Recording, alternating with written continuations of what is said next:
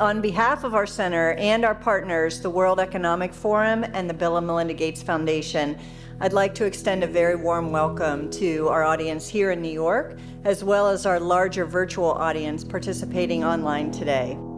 The Event 201 scenario is fictional. Today's scenario is going to simulate meetings of a multi-stakeholder group called the Pandemic Emergency Board. We're at the start of what's looking like it will be a severe pandemic.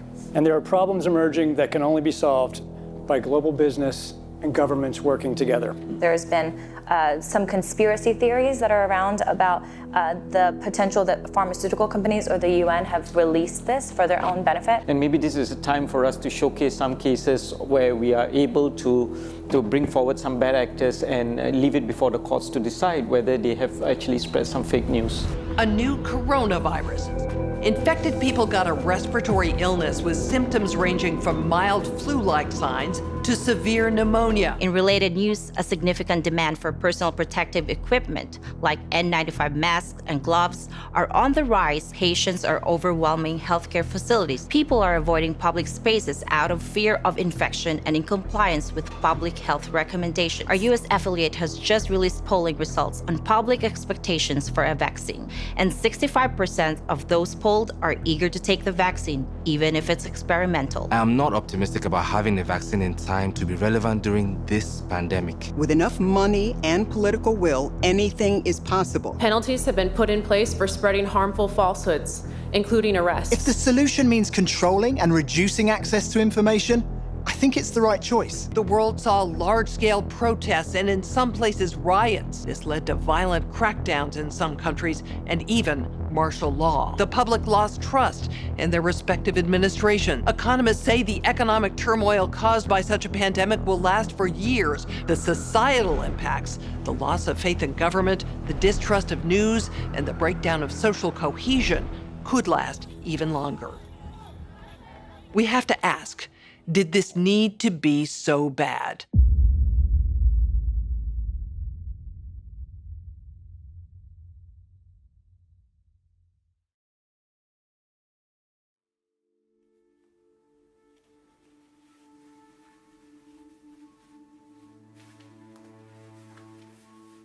I'm the developer of Linguistic Genomics, which was the first platform on which you could determine the intent of communication rather than the literal artifact of communication. But we've also used that technology for a number of other applications in defense and intelligence and finance, and most notably, in the early 2000s, my company was responsible for bringing down what was, at the time, one of the largest tax frauds in US history. We maintained a series of inquiries into every individual, every organization, and every company that is involved in anything that either blurs the line of biological and chemical weapons or crosses that line in any of 168 countries. In 1999, there were 1 million patents digitized by IBM. And those 1 million patents were the first time human innovation had been put into an electronic digital searchable format. We took that information and we did a very simple exercise using our linguistic genomics technology, where I made the horrific assessment that approximately 1/3 of all patents filed in the United States were functional forgeries, meaning that while they had linguistic variations, they actually covered the same subject matter. In 1999, patents on coronavirus started showing up, and thus began the rabbit trail. March 2003, panic grips Hong Kong as a deadly new virus sweeps through the city. In 2003, the Center for Disease Control saw the possibility of a gold strike, and that was the coronavirus outbreak that happened in Asia. They saw that a virus they knew could be easily manipulated was something that was very valuable, and in 2003 they sought to patent it. And they made sure that they controlled the proprietary rights to the disease, to the virus, and to its detection, and all of the measurement of it. We know that Anthony Fauci, that Ralph Baric, that the Center for Disease Control, and the laundry list of people who wanted to take credit for inventing coronavirus were at the hub of this story. From 2003 to 2018, they controlled 100% of the cash flow that built the empire around the industrial complex of coronavirus. The World Health Organization has officially named the novel coronavirus the novel coronavirus outbreak. The World Health Organization has declared an international public health emergency.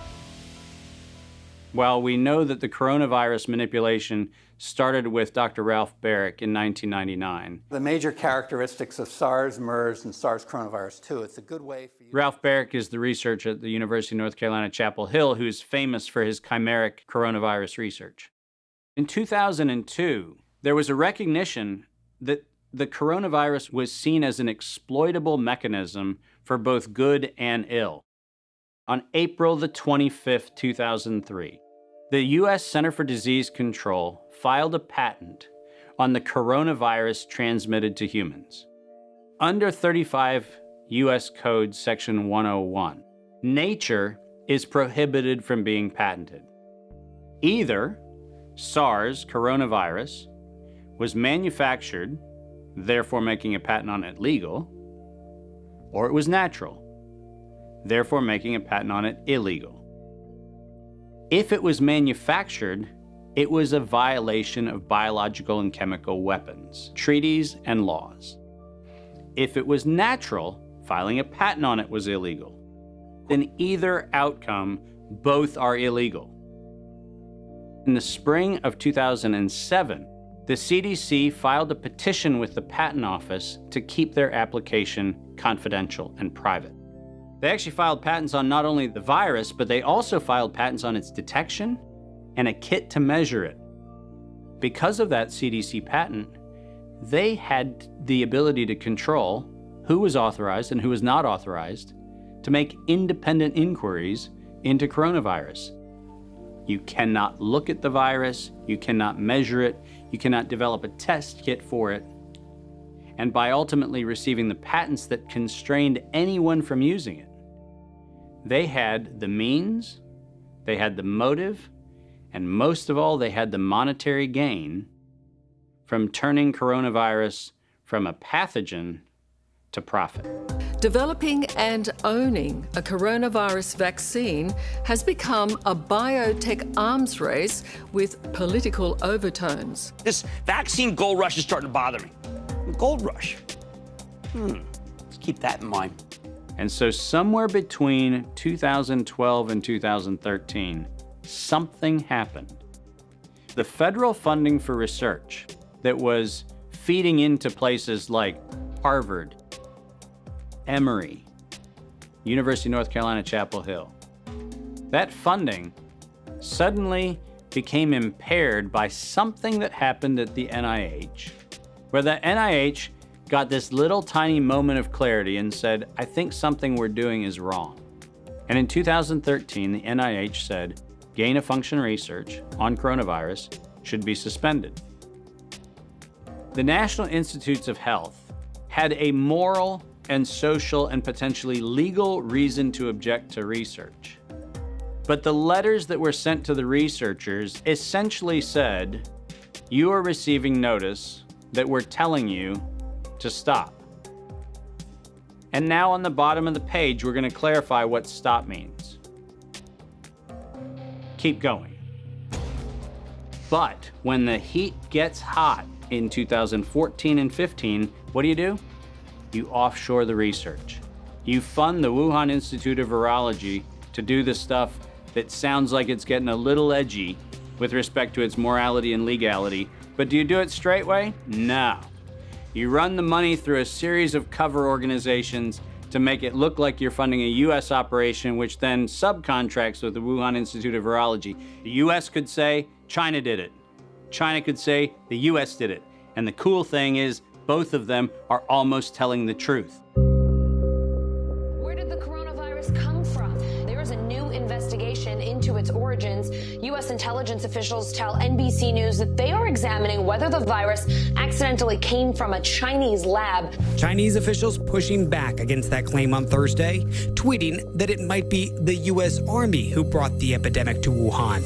I was the first person in the world to look at an epidemic and study its characteristics and prove that it was due to biological warfare and was not a natural occurrence. So I published that 28 years ago. Early in this pandemic, I did not think the coronavirus was a natural occurrence from bats. I feel quite convinced that this was a laboratory-designed organism. There have been hundreds and hundreds of leaks from high-containment laboratories that do research on pathogenic coronaviruses and other potentially lethal organisms. I was particularly interested in a paper that came out in Nature Medicine by 5 scientists claiming it was definitely a natural occurrence rather than a lab construct. But the arguments they used did not hold water. They didn't really make a lot of scientific sense. And yet all kinds of very important people started parroting what this paper said. And so that, of course, got me scratching my head saying, why are these people risking their reputation when it's obviously illogical, doesn't hold water? Somebody must have made them publish this, and somebody must have told these other people that they have to say it's a great piece of science. You were quoted as saying it was a meticulous job done professionally. It could be done by somebody very expert in molecular biology, I think. Et c'est pas naturel, c'est ce que vous voulez dire? Non, ce n'est pas naturel, c'était un travail de professionnel, un travail de biologiste moléculaire. C'est un travail très minutieux, on peut dire d'horloger, on peut dire au niveau des séquences. Mais dans quel but? Dans quel but, ça, ce n'est pas clair. Moi, j'expose, si vous voulez, mon travail, c'est d'exposer les faits, c'est tout. See, the problem with all of this is the evidence is right in front of our face. And when confronted with evidence, we are told fact checkers are somehow transcendent. The pace of our modern world makes it nearly impossible for working people to research the events and policies that shape their lives. When seeking answers to life's most pressing questions, where do we go first? Google. Enter the subject, hit go, and there it is. Only what they want us to see. In today's culture of copy and paste journalism, it's common for hundreds of unrelated outlets to feature the exact same report. This is not the result of laziness. This is by design.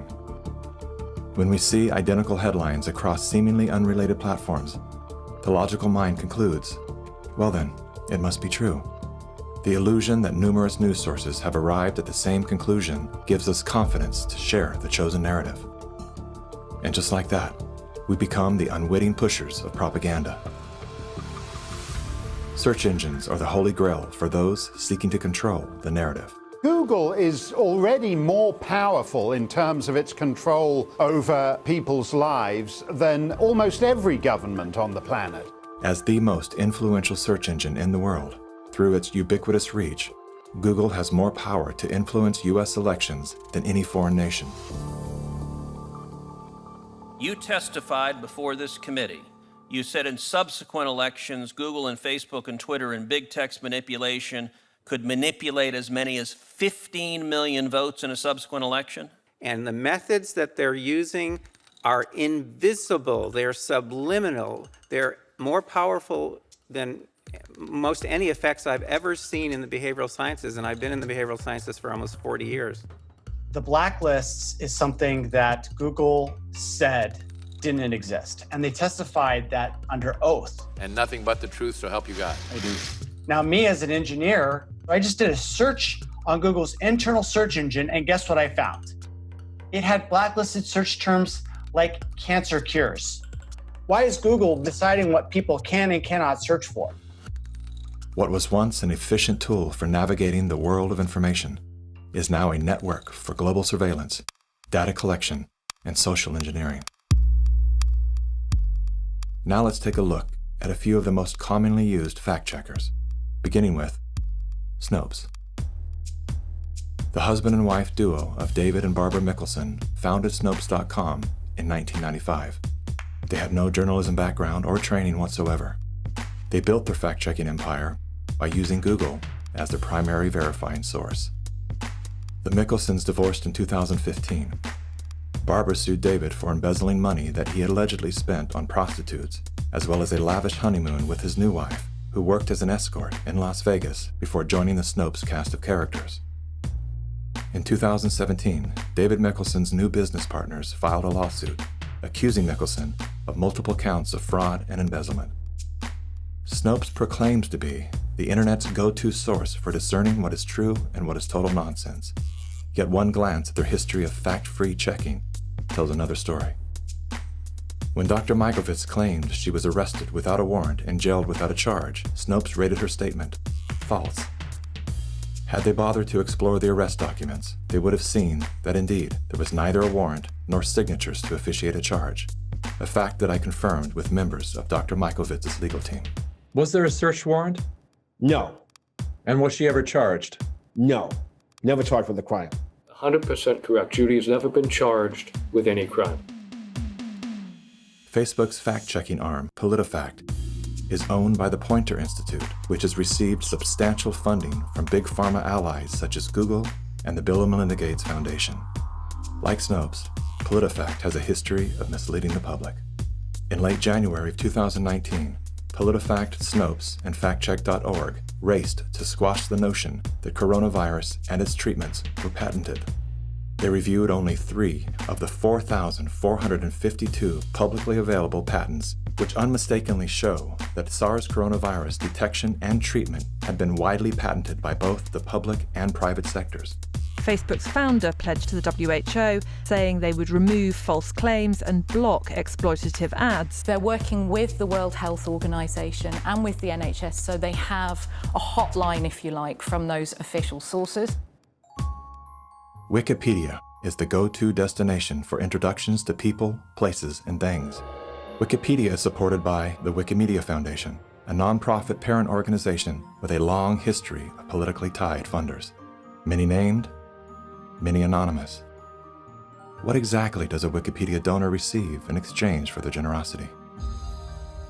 What began as an unbiased open-source platform is now weaponized to undermine the work and reputation of anyone deemed a threat to its stakeholders. And once they smear you, they lock you out from making corrections to your own bio. In summary, most independent fact-checkers are neither independent nor factual. Simply put, they are political spin machines. And so what they have done is they've decided that there's an approved narrative. If it is in line with the CDC's public pronouncements, and if it's in line with the World Health Organization public pronouncements, it is presumed to be correct. I don't have to remind many Americans that the Center for Disease Control was the one that said you should use DDT in your homes. Used right, it is absolutely harmless to humans and animals. Remember the name, DDT. It spells certain death. A scientific panel today reported that pesticides may indeed represent a grave threat to mankind. Remember the swine flu scare of 1976? That was the year the U.S. government told us all that swine flu could turn out to be a killer, and Washington decided that every man, woman, and child in the nation should get a shot to prevent a nationwide outbreak, a pandemic. Well, 46 million of us obediently took the shot. Did anyone ever come to you and say, there's the possibility of neurological damage if you get into a mass immunization program? No. No one ever did? No. I can't believe that they would say that they did not know that there were neurological illnesses associated with influenza vaccination. That simply is not true. We did know that. Then he's lying. I guess you would have to make that assumption. Then why does this report from your own agency list neurological complications as a possibility? You didn't feel it was necessary to tell the American people that information. Dr. Sensor's CDC also helped create the advertising to get the public to take the shot. The vaccines are safe, so roll up your sleeve. And now Americans are claiming damages from Uncle Sam amounting to $3.5 billion. By far the greatest number of the claims, 2/3 of them, are for neurological damage or even death. There are serious concerns tonight about how well the CDC controls dangerous germs at its own labs after yet another safety lapse. For the third time in a month, the CDC acknowledged deadly pathogens were handled incorrectly in government labs. That CDC is the CDC that allegedly is looking out for your public health. When we start with the assumption that the official dogma has to be the objective standard, then what fact checkers look for is a piece of published media that confirms the statement made by that particular organization. And then debunkers and conspiracy theorist blower-uppers come in and say, we're gonna make this thing clearly the scam that it is. Every media outlet that is in the public media right now has planted evidence, and they have re-ranked pages. So if you look today at face mask wearing, and if you look today at social distancing studies, you will see the studies that used to be number 1, number 2, number 3 on the pages of PageRank search don't exist anymore. And what is there are studies that wind up having headlines that support the common narrative. They're planting evidence to back into the narrative of the story that they're looking for. Because it turns out that after every single effort to disrupt the electoral process has failed, you suddenly have nature's gift, COVID-19. You're going to be hearing more about advanced guidelines? Because if you can keep people from assembling, guess what they're not talking about? They're not talking about the issues of the campaign. If you can keep people in their homes, the only source of information that you can have is what you curate for them. Now I know how to target my electorate. They're in the only place I allowed them to be, being fed the only message I'm allowing them to hear, through a media that I control.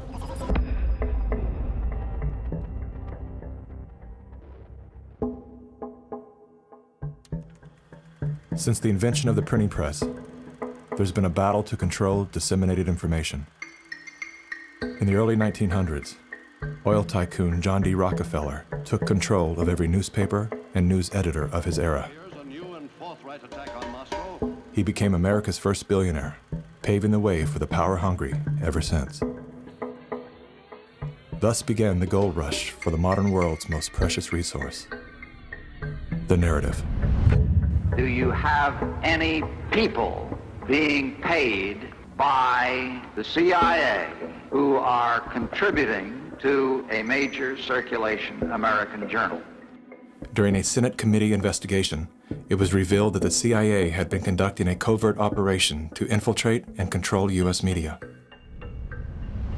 They called it Operation Mockingbird. We do have people who submit pieces to American journals. Do you have any people paid by the CIA who are working for television networks? This, I think, gets into the kind of details, Mr. Chairman, that I'd like to get into in executive session. Over 3,000 CIA contracted and trained operatives were placed in key positions within top media outlets. Posing as editors and journalists, these well-paid actors never dared to question the effect of their lives on the world beyond their cozy studio. How often does the CIA manipulate the media in this way? It goes beyond your wildest imagination. Setting up student organizations so they could draw radical students in. 5,000 university professors co-opted to help the CIA manipulate people's minds. Journalists in the U.S., including big-name journalists, co-opted to function routinely to help the CIA put out stories and biases to the world. As this 1952 CIA memo says, the aim is controlling an individual to the point where he will do our bidding against his will. It's a great brainwashing process to change the perception of reality of every American to such an extent no one is able to come to sensible conclusions in the interest of defending themselves, their families, their community, and their country. Would you say that continues today? Well, I would think probably for a reporter it would continue today, but because of all of the revelations, I think you've got to be much more careful about it. So how do we know that Operation Mockingbird still isn't in effect? Well, we don't. It was the Telecommunications Act of 1996 that opened the door for predatory corporations to monopolize the industries of print and broadcast. This bill protects consumers against monopolies. It guarantees the diversity of voices. Today, A handful of corporate empires own and control the vast majority of everything you read, hear, and watch.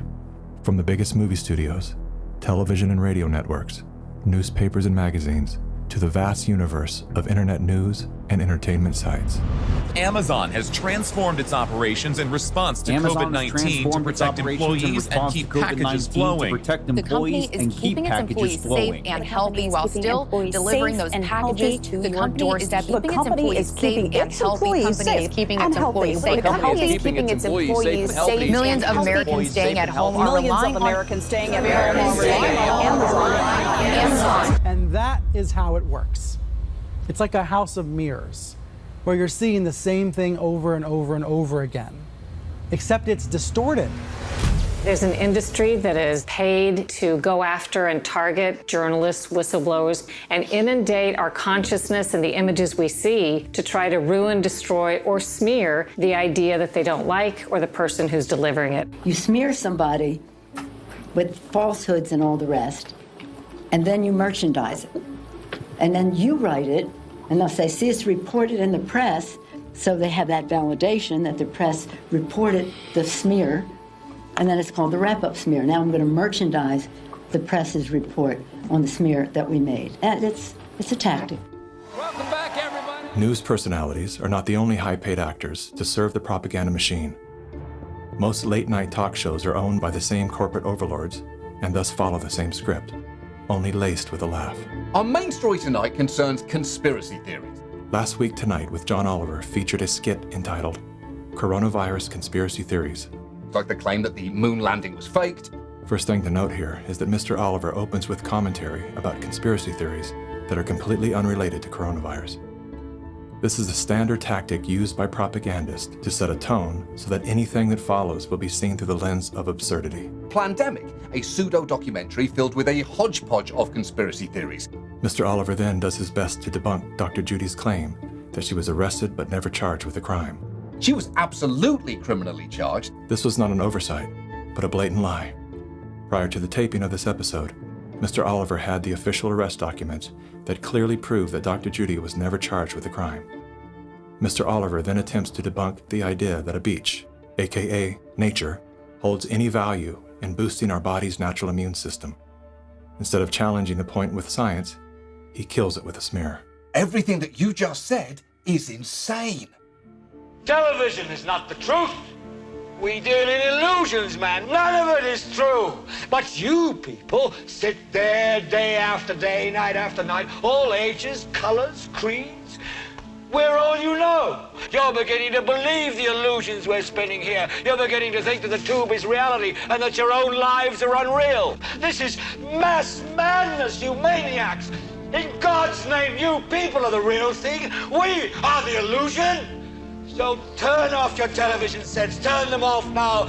Turn them off right now. Turn them off and leave them off. Turn them off right in the middle of the sentence I'm speaking to you now. Turn them off. In 1979, the world decided that we needed the Bayh-Dole Act because we needed to reform our patent system. And one of the modifications was we allowed recipients of federal funding to patent and retain economic interest in the research that the public paid for. You get a $5 million grant from the taxpayer, and then you get to charge the taxpayer a premium for the technology they paid to develop. Pfizer is going to get nearly $2 billion. Moderna receiving $438 million in taxpayer money. And yet both companies have said they will not sell the vaccine at cost. They're going to make a profit on it.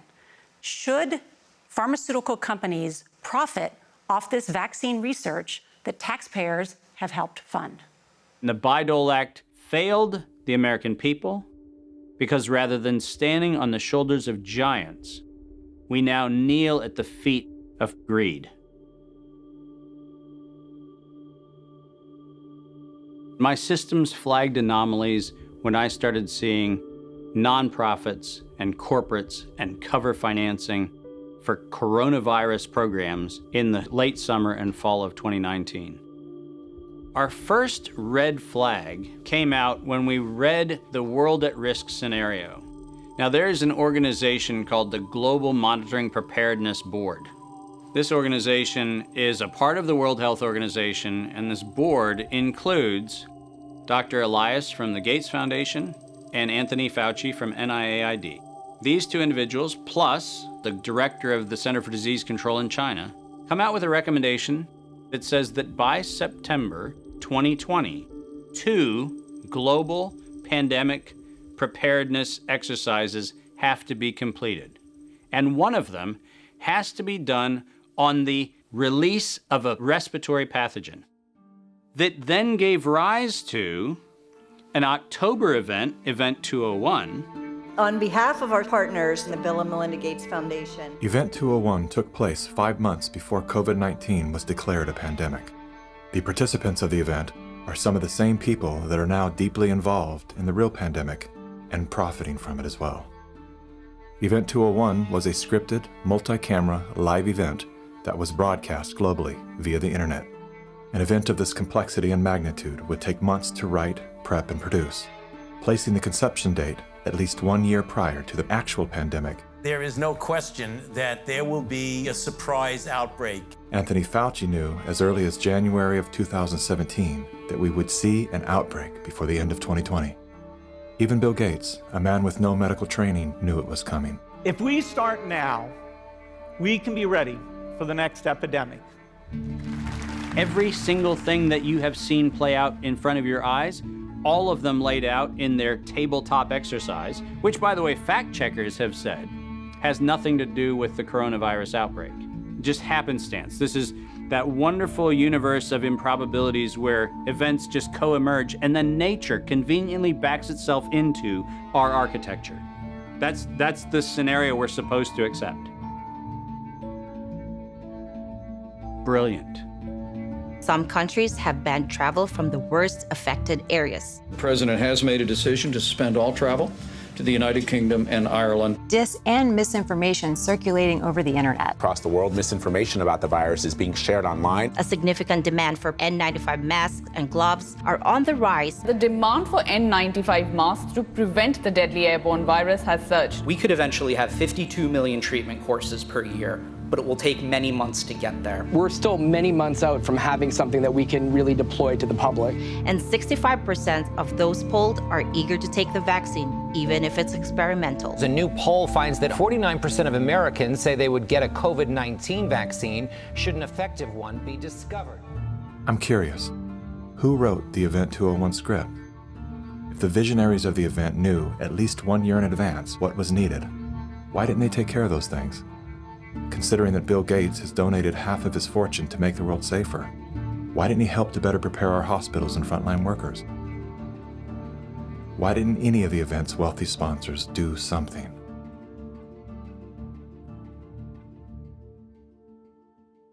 Now here we are. You know, we didn't simulate this, we didn't practice. On behalf of our partners in the Bill and Melinda Gates Foundation. So both the health policies and economic policies, we find ourselves in uncharted territory. Event 201 was not the first scripted exercise to prophesize the future with astonishing accuracy. Leaders of global health and business have been seeding reality with fictional scenarios for several decades. The scenario, obviously, is fictional. 1 year prior to Event 201, many of the same sponsors, hosts, and actors came together to produce a tabletop pandemic simulation for a fictional virus they branded Clade X. 1 year to produce a vaccine for this is too long. We should have stockpiled, we didn't, but we're going to have to look at that vaccine question to see if we can speed up the delivery. And if we do not have the public with us, we're in big trouble. In 2010, the Rockefeller Foundation released a 54-page document called Scenarios for the Future of Technology and International Development. Page 18 features the pandemic scenario, Lockstep, a world of tighter top-down government control and authoritarian leadership, with limited innovation and growing citizen pushback. China's government was not the only one that took extreme measures to protect its citizens from risk and exposure. During the pandemic, national leaders around the world flexed their authority and imposed airtight rules and restrictions. From the mandatory wearing of face masks to body temperature checks at the entries to communal spaces like train stations and supermarkets. Even after the pandemic faded, this more authoritarian control and oversight of citizens and their activities stuck and even intensified. It's the United Nations in lockstep with the World Economic Forum. In what they are boasting will be the great reset of all our economies and of all our personal liberties. Now is the historical moment, a time. This pandemic has provided an opportunity for a reset. It is an opportunity we have never had before and may never have again. We must not miss this unique window of opportunity. Reading from the COVID-19, The Great Reset book by Klaus Schwab and his co-author, if no one power can enforce order, our world will suffer from a global order deficit. Think about that, reread that sentence. If no one power can enforce order, our world will suffer from a global order deficit. In short, we need a great reset. But how do the World Economic Forum and the United Nations intend to bring about this great reset they keep promising us? Well, they need national and state governments and other bodies to play along. And one of the key tools they are using is a three-word slogan: Build Back Better. We will build back better from the COVID crisis. Build it back better. To come back stronger and build back better. Build Canada back better. Build Back Better has bizarrely been the slogan for all sorts of different political groups around the world. Bill Clinton used it to promote the Clinton Foundation after the Haiti hurricane disaster. The recent cholera outbreak serves as a stark reminder of the urgency we face to address the strengthened reconstruction efforts in Haiti to help the people build back better. Haitian activists staged a protest outside Hillary Clinton's Manhattan office. The demonstrators claim billions of dollars were stolen through the Haiti Reconstruction Commission headed by Bill Clinton. They also say Haiti was used as a cover for foreign governments to funnel kickbacks of possibly hundreds of millions of dollars through the Clinton Foundation. Given that Clinton himself was the one who coined this term, Build Back Better, there's been very little transparency and accountability despite all these buzzwords, sustainable development, community consultation. Any disaster can be the perfect excuse to build back better by using the money that should be going to disaster relief to instead subsidize the UN agenda at the same time as making renewables investors very rich. So behind the great Haiti disaster story, that is used to cover up what Big Pharma, Big Oil, Big Bank is actually doing. The absolute first thing we have to keep in mind with the Great Reset is that this has absolutely nothing to do with any sort of virus or disease or anything of the sort. This is a coordinated agenda that has been years in the making. This isn't meant to end. The so-called Great Reset, which is deliberately designed to strip away your liberties and your rights using the tools of oppression and the opportunity provided by the COVID pandemic. Here we are now with an economy in crisis, but with an incredible opportunity. Not just to build back to where we were before, but better. It designed your cute and adorable pal Grover with a message for listeners of the Great Reset. I know a thing or two about resetting. I reset my alarm clock every morning. But you are talking about resetting the entire world.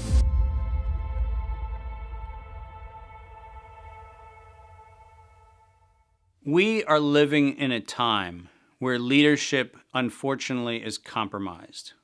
And by that I mean that individuals are placed in power for their ability to be influenced, not their merits of leadership.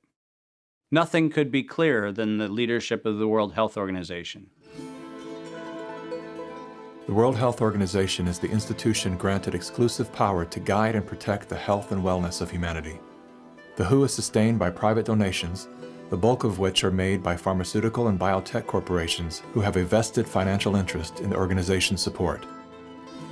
In 2017, The Associated Press reported that the WHO routinely spends about $200 million a year on travel expenses, more than what it spends to fight some of the biggest problems in public health, including AIDS, tuberculosis, and malaria combined. The WHO's repeated issuing of inaccurate and bad advice is not merely the result of incompetence, but rather the direct result of the Communist Party of China deliberately buying out WHO's leadership. On the nomination of the Executive Board, appoints Dr. Tedros Adhanom Ghebreyesus as Director General of the World Health Organization. Tedros Ghebreyesus is the World Health Organization's first Director General that isn't a medical doctor. No Tedros for WHO! No Tedros for WHO! The appointment to the organization's highest position was controversial, given that in his previous role as Ethiopia's health minister, Tedros was accused of covering up 3 major health epidemics. Tedros is no stranger to controversy. As a former Minister of Health in Ethiopia, he has been accused of an alleged cover-up of 3 possible cholera epidemics. Prior to his appointment, Tedros was a high-ranking member of the Tigray People's Liberation Front, a brutal and corrupt political group responsible for crimes against humanity, including bombings, kidnappings, tortures, and killings. How does a man with such a controversial past score the top position at the world's most influential health organization? I have known Bill and Melinda for many, many years now. While serving as Ethiopia's health minister, Tedros became intimately intertwined with both the Gates Foundation and the Clinton Foundation. The health minister of Ethiopia, one of the ablest public servants I ever worked with.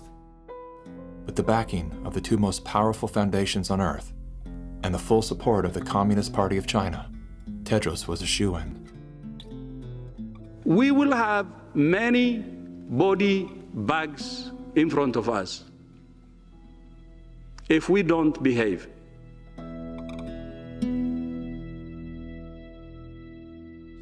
You cannot find a person promoting this scenario that's not part of the interlocking directorates of the World Health Organization, the CDC, the NIAID, or the organizations that are the philanthropic cover organizations that fund them. We now know that there are over 1,300 patents currently issued and held by organizations that are multiply recipients of funding through the Gates Foundation, through EcoHealth Alliance, through the Sherlock Biosciences connection back into open philanthropy, and all of them also have links directly to NIAID, Anthony Fauci's funding sources. If you have conflicts of interest in the funding and in the decision-making and in the inside knowledge that you have between competing or competitor organizations, that is a violation of the antitrust laws of the United States. These are federal crimes. If you had the power to immediately fix whatever's wrong with our current medical system, where would you start? Conflicts of interest. About 40 or 50 years ago, pharmaceutical CEOs actually went to jail if they knowingly sold a bad product and concealed information about the problems with that product. Since then, all they have done is paid fines. And so selling a product and concealing information about it is okay because paying the fine is considered the cost of doing business. How did the pharmaceutical industry come to capture the rest of the medical industry? And it's because they had so much money to bribe the NIH, the CDC, the FDA, the professional associations, the journals, the medical schools, and everyone else. Around the same time that John D. Rockefeller seized U.S. media, he also hijacked U.S. medicine. When it was discovered that drugs could be produced from petroleum, America's top oil mogul ordered his army of propagandists to invert reality accordingly. Medicines used for thousands of years were suddenly classified as alternative, while the new, petroleum-based, highly addictive, and patentable drugs were declared the gold standard. After buying the German pharmaceutical company that manufactured chemicals of war for Adolf Hitler, Rockefeller leveraged his political influence by pressing Congress to declare natural healing modalities unscientific quackery. Rockefeller then took control of the American Medical Association and began offering massive grants to top medical schools under the mandate that only his approved curriculum be taught. Any mention of the healing powers of herbs, plants, and diet was erased from most medical textbooks. Doctors and professors who objected to Rockefeller's plan were crucified by the media, removed from the AMA, and stripped of their license to teach and practice medicine. Those who dared to speak out were arrested and jailed.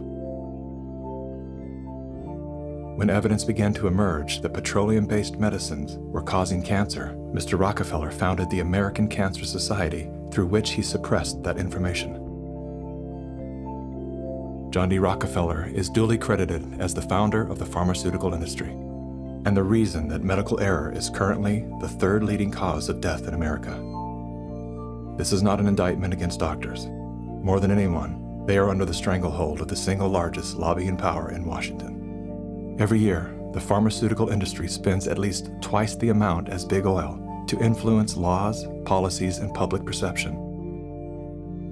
Thanks to Mr. Rockefeller, the architect of American monopolies, no industry has more power over our lives than Big Pharma. Part of the problem, and this, by the way, goes back to the 1980s with Microsoft, is Bill Gates found out that it was very difficult to manufacture a way to navigate through the patent universe, saying that it's Microsoft holding the patents. And he became the architect of a very cunning program of putting patents in holding companies that didn't have anything to do with the name of the organization. According to legend, young Bill Gates built his computer empire out of his garage. Reality tells another story, that Bill Gates was born into wealth and privilege. Both his grandfather and great-grandfather were banking moguls. His father, William Gates Sr., was a prominent Seattle-based lawyer and political lobbyist. Through his father, Bill Gates learned the ins and outs of law and politics and how to manipulate those governing forces. I'm Bill Gates, chairman of Microsoft. Bill Gates dropped out of college to start Microsoft. He is credited with inventing the operating system that became Windows. However, he played no part in the invention of Windows. The fact is, he bought an existing operating system from Seattle Computer Products, had it modified, then licensed it to IBM. That didn't stop him from taking all the credit. I don't see Bill Gates as this great creative person. I see him as an opportunist. While Microsoft's co-founder Paul Allen was struggling with cancer, Bill Gates seized the opportunity by attempting to cheat him out of his share of the company's fortune. They were basically talking about how they were planning to dilute my share down to almost nothing. And it was really a shocking and disheartening moment for me. And you were sick? Well, I think I was still probably in the middle of radiation therapy.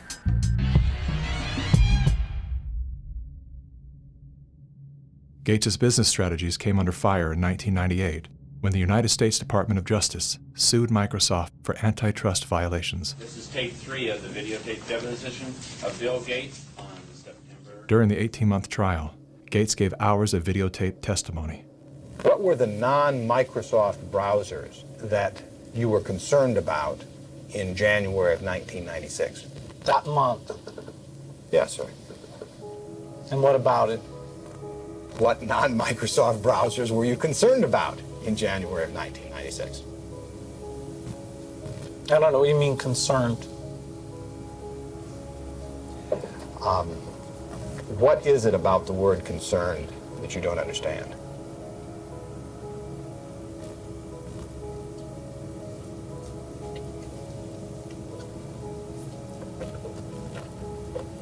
I'm not sure what you mean by it. The Justice Department has charged Microsoft with engaging in anti-competitive and exclusionary practices designed to maintain its monopoly in personal computer operating systems. In a move to overshadow the negative press, Gates invested $100 million to set up the Bill and Melinda Gates Foundation.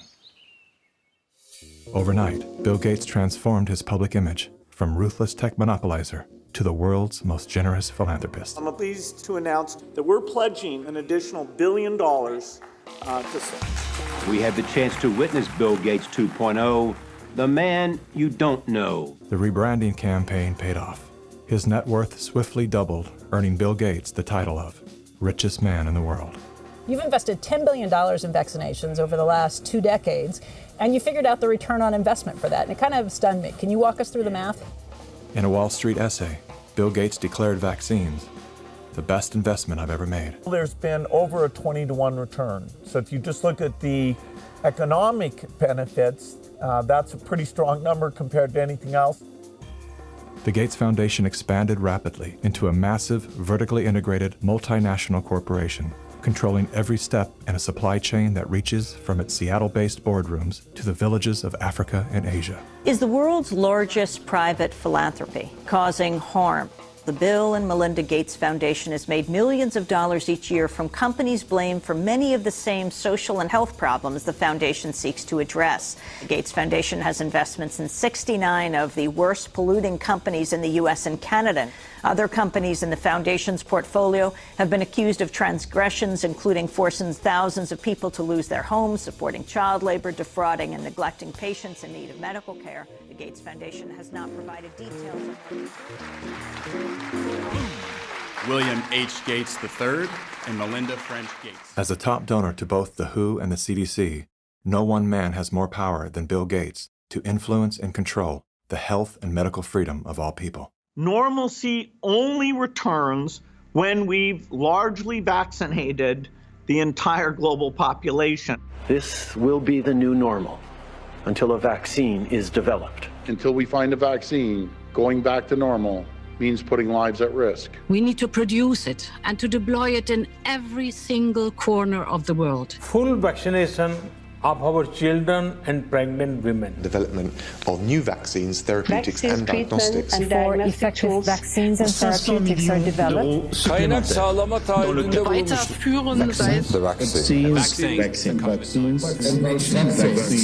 We've already bought the syringes. We already know where it's going to happen. We're thinking about what that's going to be. It's all part of this plan. Our military is now being mobilized, so at the end of the year, we're going to be able to give it to a lot of people very, very rapidly.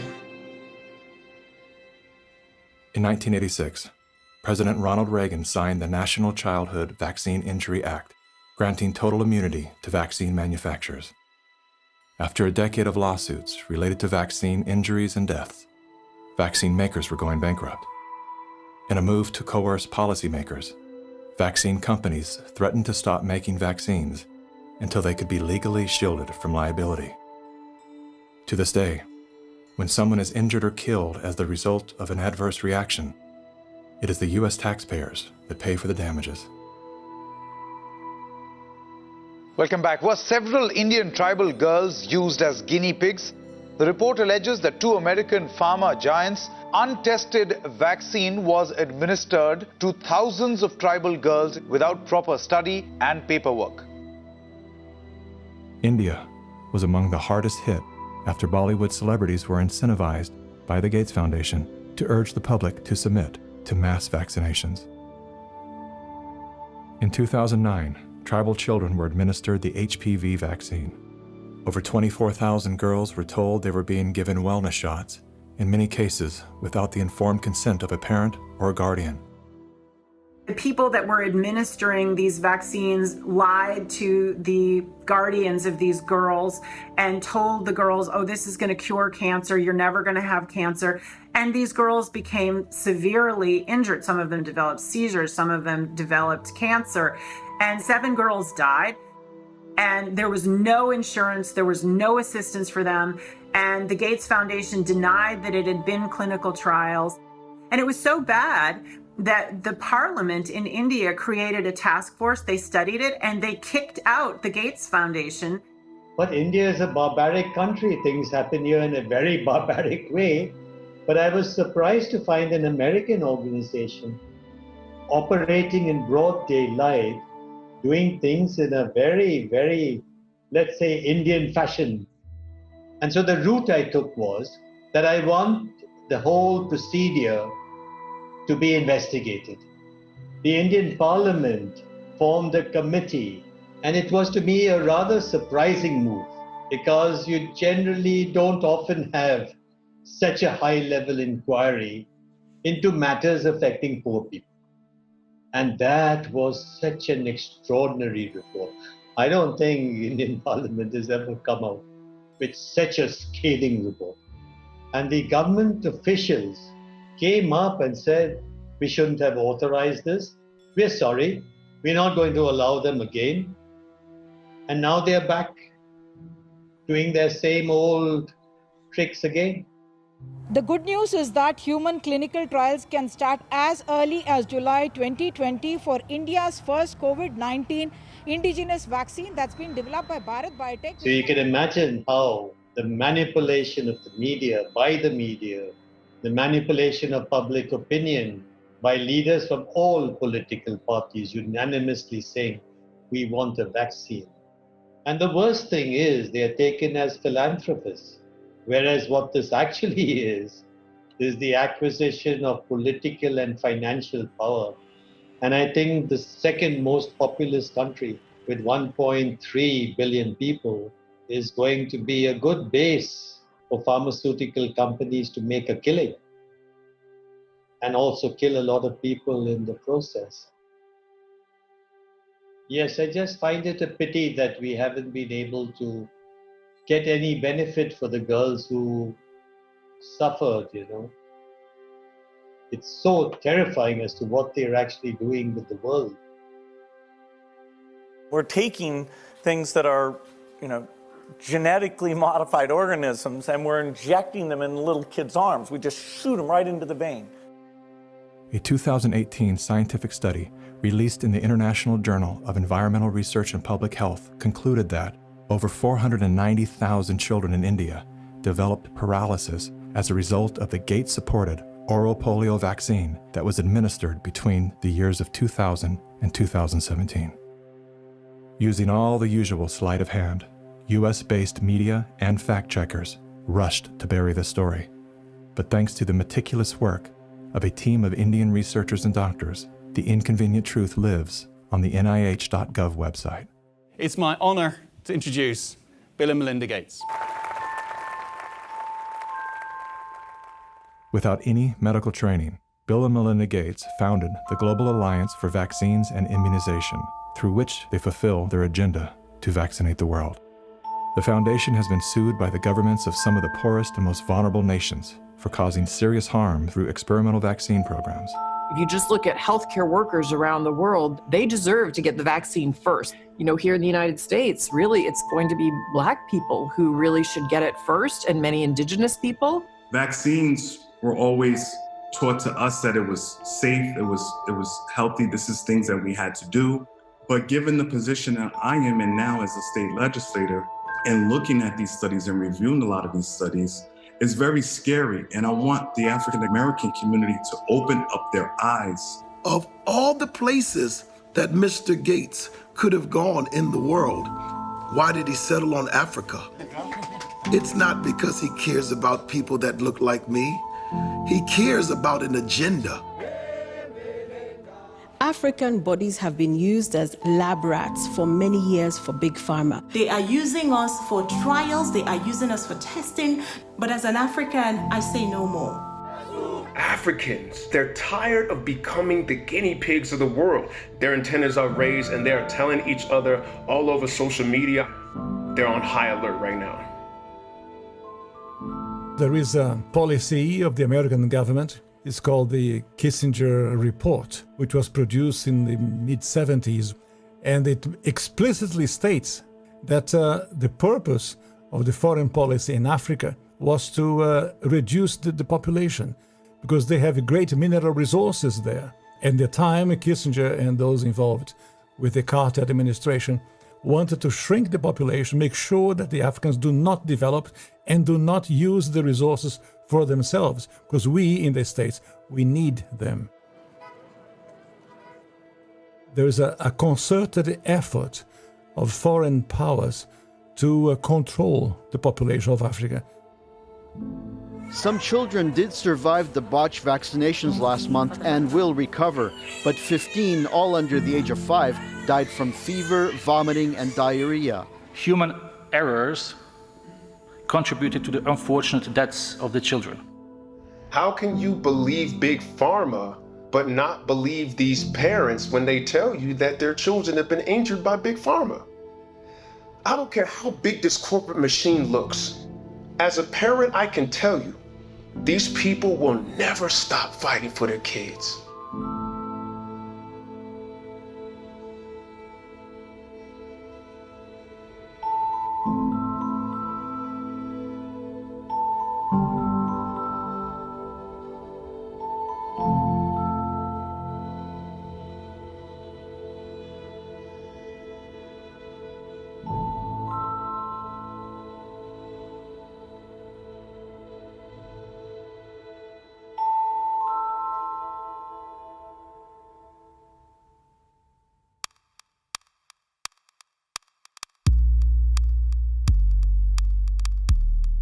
It would take hours to list all of the questionable initiatives that Bill Gates is involved in.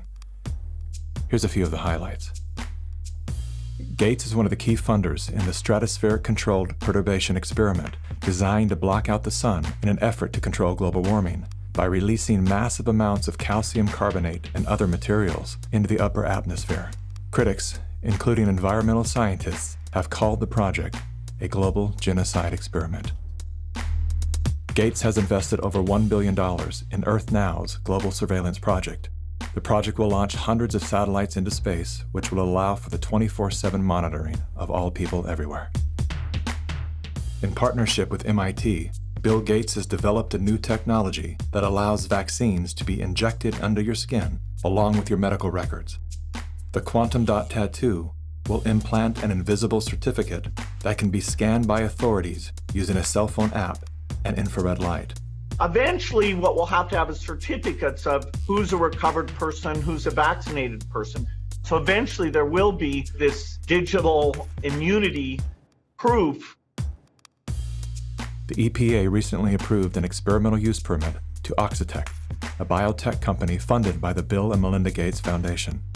In an effort to fight malaria, Oxitec will soon release millions of genetically modified mosquitoes in various U.S. states. According to the NIH website, programs are being developed to allow human immunization via mosquito bite. It was Science magazine that coined the phrase, flying syringes. Would you raise your hand, please? Do you solemnly swear the testimony you're about to give in the matter now pending should be the... A shocking new report from the New York Times sheds light on the connection between Microsoft founder Bill Gates and the late Jeffrey Epstein. You report these two men met at least 6 times. Well, I believe that there were more. This included visits to the mansion, seeing each other in Seattle, flying on Epstein's plane. When flight logs revealed that Gates had been a passenger on the Lolita Express, he claimed that he didn't know that the private jet belonged to Epstein. He also denied that he and Mr. Epstein were involved in any business deals.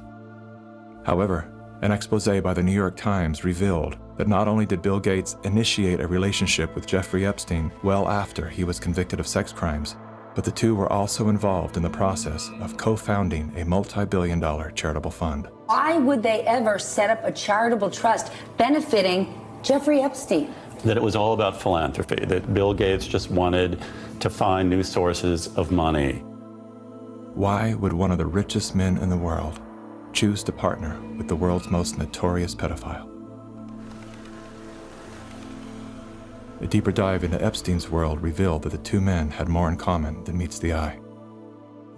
Like Gates, Epstein was a billionaire philanthropist with a passion for science, health, education, and children. The Jeffrey Epstein Foundation donated millions of dollars to top universities, science institutes, medical schools, early education programs, youth initiatives, and international peace accords. Bill Gates is either the most misunderstood man alive or one of the most convincing con men to ever live. Is he a benevolent hero or a malevolent opportunist? Bill Gates. Personally, I would love to believe that one of the richest men in the world is giving away his fortune for the betterment of humanity. I want to believe that endearing smile. I want to believe that his heart is as soft and warm as his sweaters. At the very least, I want to believe that he's unaware of the damage he's done.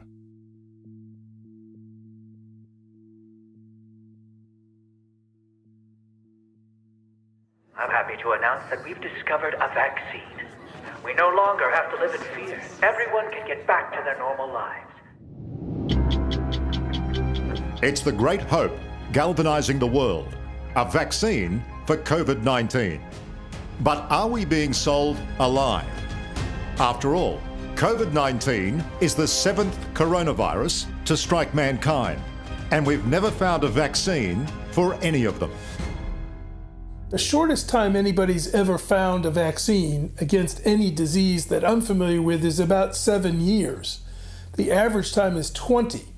To be talking about a magic bullet coming in months, it borders on the absurd. People like myself and Tony Fauci are saying 18 months. A year to a year and a half. If everything went perfectly, we could do slightly better than that. But there will be a trade-off. We'll have less safety testing than we typically would have. And so governments will have to decide, do they indemnify the companies and really say, let's go out with this? Something that people should know about COVID-19 vaccines is they fall today under the PrEP Act, which came into being after 9/11 and after an anthrax scare. And this law gives virtually blanket liability protection. It's basically impossible to get any kind of compensation if you're injured. So people need to understand that if you take COVID-19 vaccines, you are absolutely on your own. If you're permanently injured, if you lose your job, if your healthcare expenses go through the roof, tough luck. Volunteers all across the country began getting shots today as part of the final phase of testing for an experimental vaccine being developed by the NIH and the drug company Moderna. The side effects for the Moderna vaccine sound concerning. We looked. After the second dose, at least 80% of participants experienced a systemic side effect. So, are these vaccines safe? Well, the FDA, not being pressured, will look hard at that. The FDA is the gold standard of regulators, and their current guidance on this, if they stick with that, is very, very appropriate. And the side effects were not super severe. That is, it didn't cause permanent health problems for the things there. Moderna did have to go with a fairly high dose. And so, to get the antibodies. This isn't a vaccine story. This is a population management story. If your goal is to make this beautiful earth that we live on an exclusive playground for the entitled few, then populations that get in the way are a problem. And it is the empirical impulses of individuals who have decided that by outranking the rest of humanity, they can dictate upon humanity the conditions of their existence. Now we need to go and look in families to find those people who may be sick and remove them and isolate them. This bill enables the police to enter a home without a warrant. Madam Speaker, the police have never held that power. We will find out who lives in the house. And if it's someone that is refusing, we will definitely consult with our health officer to look into next steps. So the Sheriff's Department and the Health Department showed up at her door with orders for her and her husband to wear ankle monitors. The couple says they never denied self-quarantining. You will no longer be able to leave home. Only one person will be able to go shopping once per day. Recreational activity is now no longer allowed. You will be allowed to have 1 hour of exercise no further than 5 kilometres from your home. Are you serious? Just for not having a mask? For no mask? Are you serious? We will shut you down. We will cite you. And if we need to, we will arrest you and we will take you to jail. You know the old expression about snitches? Well, in this case, snitches get rewards. Some people are ratting their neighbors out, calling the police, but others are turning to the internet, where social distance shaming has gotten ugly. In a time of crisis, trying to force compliance upon a population by making neighbors and friends distrust one another is exactly the opposite tactic we actually need. When human societies lose their freedom, it's not usually because tyrants have taken it away. It's usually because people willingly surrender their freedom in return for protection against some external threat. That's what I fear we are seeing now. This is a cognitive dissonant moment, which is being imprinted in your brain, just like remember the Great Depression, remember 9/11. Weapons of mass destruction. We are being conditioned to have the excuse for unbelievable acts of tyranny, which will be justified by remember 2020. And your loved ones, those that die, those that are infected, they're being used as cannon fodder, which is the ultimate desecration of their honor and integrity. And this is also a test of humanity, to see how much of our liberty we will let go before we finally draw the line under enough. Benjamin Rush, a signer of the Declaration of Independence, stated, "Unless we put medical freedom into the Constitution, the time will come when medicine will organize into an undercover dictatorship to restrict the art of healing to one class of men and deny equal privileges to others. That time is now." Well, this won't be the last pandemic that we face. So we'll have to prepare for the next one. That, I'd say is, will get attention this time. Mm-hmm.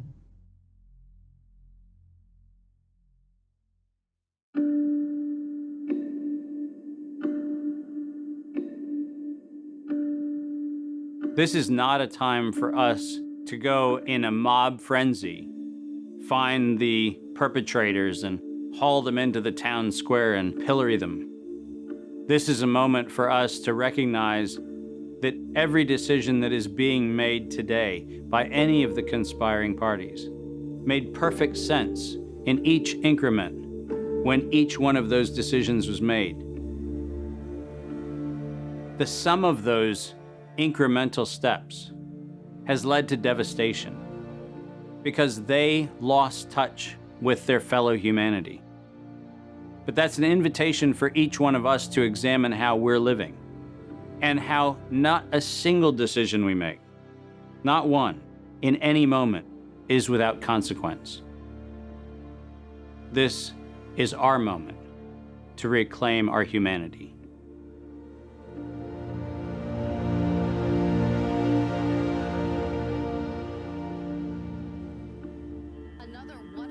Our lives are shaped and guided by stories.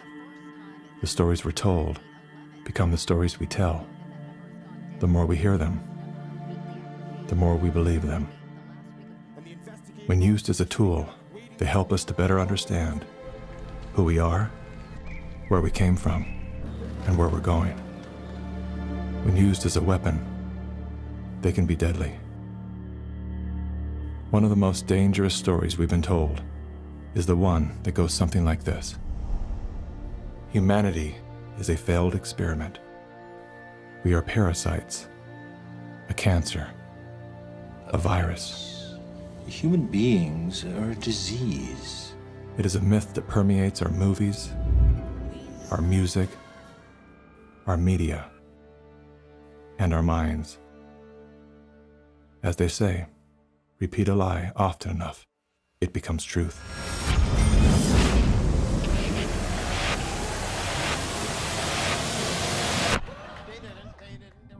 Perhaps that was the goal of the authors of that story.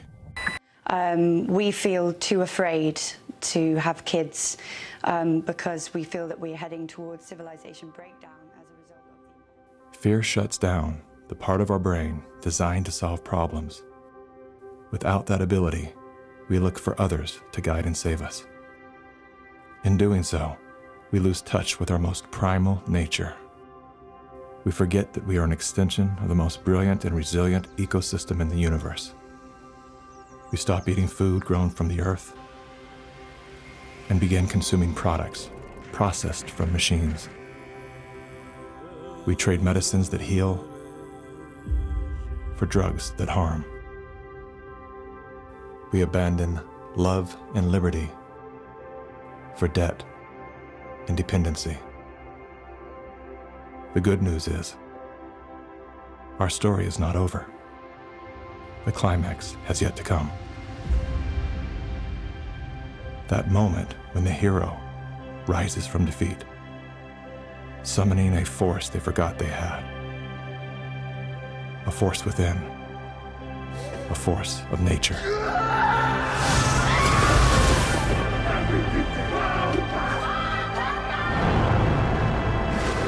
You people are the real thing. This nation will rise up a new generation of Americans. It is time to think about the future generation.